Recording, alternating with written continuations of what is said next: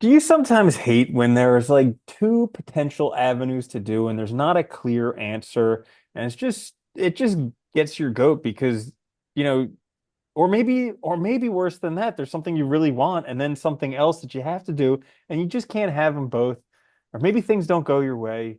Well, you're in luck because today's episode we're going to be talking about either way everything's going to be fine. This is the Existential Stoic podcast. I'm Randy. That's Danny. What's going on, Danny? What's up, Randy? Yeah, so this is an interesting one. I actually heard this. It was a story from one of the books. I think it was, what's the name of the book? Anyways, I'll remember it later. But it was talking Feeling about good? Feeling great? not, I know, Oh, surprisingly not really? that one. Yeah. Yep. It's called The Way Out. It was a book about Ah, like okay. uh pain, psychosomatic pain called The Way I Out. thought you Very were going to good say book. about escape rooms. Yeah, right. That too. And so it was talking about Tina Fey, back when she was in her 40s, and she went to her doctor, and she was like having a mental breakdown because she was like, do I pursue my career or do I have a second child? Because Oh, if that is a I'm at tough the point, question. Yeah. I'm at the point in my life where like it's really hard to get your career back if you let it go at this point. But I'm also at the point in my life where if I don't have another child now, it's gonna be really hard to have one later. And her doctor said to her, you know, either way, it's gonna be all right. But and it will though. That's the funny thing. I think we forget too, like the value of a given path, choice, or action is totally relative and subjective. And more often than not, we are so like, I think we forget too, like how adaptable we are and how able and like how quickly we can just get comfortable with a norm, no matter what it is. I think about this a lot. Like you look at people that like get convicted in prison that especially the ones that are like innocent didn't do it. Like that sucks. But you have no choice at that point but to just keep living your life. And like yeah, don't get me wrong, I'm not saying they don't struggle and they're not mad and angry and stuff, but you see a lot of them over time, like do end up like, they figure out a way to deal with it, right? Because it's like that's part of being a human being is like no matter what happens to us, in a sense, we figure out a way to deal with it. And each path is going to provide things that you can't imagine, right? It's like looking back on your life and being like, well, I wish I didn't do that. It's like, well, if you didn't do that, though, a lot of things would have changed, right? And so it's like, do you want to get rid of all of that? Because you don't know which choices would have come up. So yeah, it's a really good point there to make, I think. It's Yeah, I interesting. I like what you said there about the prison example because that's kind of that illustrates the dichotomy of control. Because once that happens to you, like let's say you get sentenced for a crime you didn't do, you have to go to prison, you learn all about how to hold on to soap and not drop it. And You also learn about a lot of things that are not in your control. yeah, You know? yeah. And so like, but it's all of a sudden you need to recognize, well, that's not in my control. I can't undo that. I can't change that. There are things that I can try to change it. Like I can try to appeal it or different things like that. But how do I make the best of the situation? Yeah. And I think that's the important thing too, to asking yourself, like, how can I like make the best of what I have, right? Because it's interesting too, like, in that case, I think that's an interesting example too, like, because that's a really, because, she is famous. She got a Tina Fey, I mean, she has a really, she has a really good career and all. And like, so I could see that tension there too, because like at that age, you're also at that age where like having a child's going to get harder. But it's like, there are other options still, though, even beyond that. Like, she could adopt and stuff, whatever. Like, Mhm. there's so many other things you can do too. And you don't know, either path, they probably are going to be fine, right? Like, But especially in her situation. Like, yeah, but it's also interesting because we at those moments, like I know I can think back to my life at moments like that, and it's like we think we can read the future, like we think we can see the way down both of these paths, and yeah. but we're terrible at predicting the future.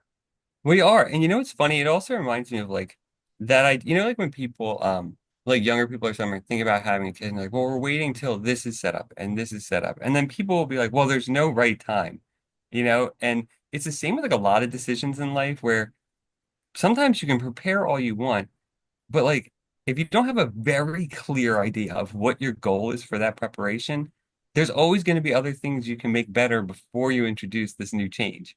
So a lot of times it's better to just pull the trigger because like thinking about it, doing these sort of like vague preparations, it's just kicking that can down the road forever. I Hmm. remember that even when we were like thinking about like transitioning like our careers originally, like I was super scared of doing that. And like at the same time though, I knew I didn't want to do what I was doing. And it's like it was kind of nice that we did just pull the trigger randomly almost because that helps. It does help kind of force you to just make a decision. Hmm. And then, things happen. Yeah. Well, it's interesting. I remember some analogy about like learning an instrument or something like that and it taking 10 years and like adding your age and be like, I don't want to be 10 years older and still learning to play the piano or whatever. And it's like, well, you're going to be 10 years older anyways. So you might as well If you just, want to be 10 years, if you want to learn, if you want to be a pianist in 10 years from now, yeah, you might as well start now. yeah, yeah, yeah. It is, but it's funny because like we were talking about this, I don't know which episode, but because you've been reading those books and like about like Hmm. cognitive distortions and stuff. Mm, But I think so much of our problems are just from that anyway. These yeah. beliefs that we either have more control, that we can predict the future, or that our decisions will have such a huge impact on our overall happiness and stuff. And Hmm. it is hard, don't get me wrong. We've talked about regret before. Like, I think it's important to do things or try things so that you don't regret them if there's stuff that's really important to you.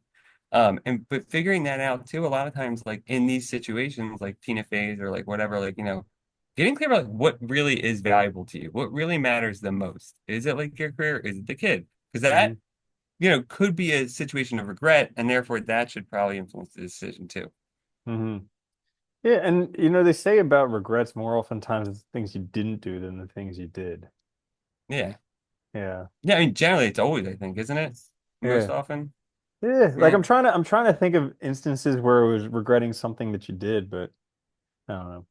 Come to me later. Well, I've always found that hard because it's like, well, kind of similar to what I said before, right? You've already lived through it. And so to like, Oh it's yeah, like and you're negative you're looking wishing, at it with like, hindsight. Because like yeah, had you had limited knowledge back then, and had you known what you know now, you clearly wouldn't have made that decision. But but you didn't have that knowledge back then. You yeah. gained that knowledge from making the decision. Hmm. And not to mention everything else that's changed in your life was probably a consequence or in some way related to that decision, Hmm. you know? Yeah. Yeah. It is interesting though. I think about it a lot because I think this is something where like especially people we transition careers, people who are in that position of thinking about that. This is probably something that stops them, right? This fear that like it won't be okay. But it's like, if you're already unhappy in your current life, what is there to lose? And it's funny, you are okay, you are fine. I mean, you're not like dying or anything, so what is there to lose? Well, And I we're not think, dying in the short term. Yeah. yeah, yeah, yeah, we are always dying, that's true. Yeah. But Well, that so like when I heard it the last time, I was kind of at a place where I was a bit unsettled. And when I just heard in the book them say that, like either way it's gonna be all right, I felt something inside of me just go like, ah, like yeah, it was just because like, it oh will though, yeah, I like forgot that. Either way it's gonna be all right. Either way, time's gonna move on. Either way, I'm gonna die, never be remembered. It's gonna be all right. yeah, either way, that stuff's all gonna happen. It Yeah. was funny, it's funny you mentioned that. Like that was one of the things I remember when I first read Camus and Existentials, and that like really got me was that like because they all really are like, this we all have this one life. There's nothing after this. And a lot of people will initially view that as depressing, right? Or sad or whatever. But to them, it's like, so that means everything's permitted. There's no rule. Do whatever's right for you. Because in the end of the day, it doesn't matter. This is your one blip, your time. And I think it frees you up a lot from the social, because I think so much of our indecision and struggles with decision has to do more with external things than internal. It has to do with pressures from the outside, perceived expectations, perceived obligations, all that crap, values, right? Wanting to be part of the norm rather than, do our own thing. And we forget that this is like our one chance, and really none of that actually matters. Yeah. Yeah, I actually just had an experience like this past week where there's something that I took on that I didn't really want to take on, but it wasn't like a straightforward yes or no. Because if you would have asked me just straightforward yes or no, the answer would have been no. But there were so many other like conditions on this, like the relationship dependent upon it, I and can all this guess other what it stuff. is. Yeah. And yeah, so like it's crazy because I was thinking about it afterwards, and it caused like a little bit of friction in the relationship, and it was palpable for both people. And it was and then I addressed it afterwards. I was like, listen, I just felt like I was kind of like backed into a corner. I didn't feel free to say no because it wasn't just a simple yes or no question. It was like, does this relationship mean anything? Blah, blah, blah, whatever else I made it be. But it's just like Yeah. things aren't always straightforward. No, they're not. But I think a Rarely lot ever. of that, rarely ever, but I think also a lot of that, like, a lot of that, the reasons why there were also things we're putting onto it, Because, like, I do wonder sometimes, like, if you talk to the other person honestly, like, would they see it that way? Hmm. Like, as the relationship being a factor in it like that, or as these things being a factor? Is it Yeah, stuff you're probably. just putting onto it, Yeah, probably. It's funny. Oh, Probably. yeah. I I mean, it I just need happens, right? approval. I'm seeking approval and love and validation Yeah. externally. That's it. That's all it is, right? Yeah, it's funny. Yeah. The, oh, God. Well, it's like when people, it's one thing like because, I've had family members like guilt trip, right? You or something, because a lot of people experience that. That always annoys the hell out of me because it's like, like, don't try and tell me I have Yeah. obligations that whether, and Hmm. act like they're these real things because they're not. But like, I don't know, it's interesting. But I think most people in most situations were adding that. It's not the other person adding that stuff to it. They're making it hard. Hmm. Yeah. I actually Yeah. don't know where the hell I was going with Well, that. I How? was thinking of I feel I'm always thinking about stuff, I guess. But I was thinking about It's that the hard, other day. right? Having How like self-consciousness. yeah, how like you get a bunch of flack for not spending time with people in your family. But it's like you didn't get to choose your family. They're just who were there when you popped into this universe. All right. But then nobody gives you flack for getting a divorce with somebody you didn't get along with. And this was somebody that Yeah. you chose actively, that you were in love with, and it's such love that you wanted to spend your life with them. And Most people are then, very encouraging and like yeah, positive even about it. but if it's family, no, that's family. And it's just it kind of blew my mind looking at it that way because I was like, that doesn't make sense at all. Like, what's wrong with No, people? don't get me wrong. I think, it's funny. I think we have our society and like values and stuff probably don't mesh with like the reality of like our histories, our past. You know what I mean? Like in the sense of like evolution and stuff.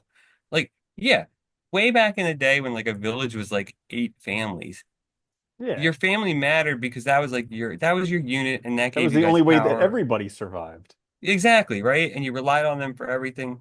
But like in this day and age, yeah, I agree. Like, and it also depends on circumstances and stuff. But the funny thing is, like, I think that's where that either way everything is fine too comes into play because that also is like a good perspective or attitude to take on things that helps you kind of focus on, well, I can make this good anyway. Good things are going to come out of this regardless. So it really doesn't matter at the end of the day. Maybe I just Hmm. try things out and see what happens, or maybe I, just choose and move on. Yeah, It's yeah. also funny too, because we act like we can't. I like when, I mean, it's very rare when there's decisions that we can't remake. Mm. Especially crap like that, like choices between these two paths. Like we can always reinvent ourselves. We can always change our course in life. And at the time that we're making the decision, though, it really does feel like a lot of times we can't. Like this is somehow final. I'll never be this. And there are cases, don't get me wrong, where like, I Final mean, it's answer? yeah, but it's just funny because I think, like that situation, like she could change her mind in 6 months, right? I mean, you could Yeah. change your mind again. So yeah, I think that's a really good Hmm. way to look at it, though. Yeah, so there you have it. Either way, it'll be fine. Whatever you're worrying about, either way, it'll be fine. But that's As all you for said, we're all this. gonna die anyway, so who cares? Yeah, yeah, exactly. Probably sooner than later. So Yeah, that's all for this episode. If you did enjoy it, we got hundreds more episodes on YouTube, your favorite podcasting place, wherever. This is the Essential Stoic Podcast. I'm Randy. That's Danny. I'll see you later, Danny. later, Randy.